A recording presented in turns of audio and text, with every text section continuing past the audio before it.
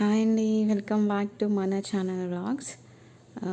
ఈరోజైతే నేను potato curry చేద్దాం అనుకుంటున్నాను. అది కూడా నేను తక్కువ ఇంగ్రీడియంట్స్తో. అడగడం మర్చిపోయానండి. నేను బాగున్నాను, మీరు బాగున్నారా? అందరూ బాగుండాలని ఆశిస్తున్నాను.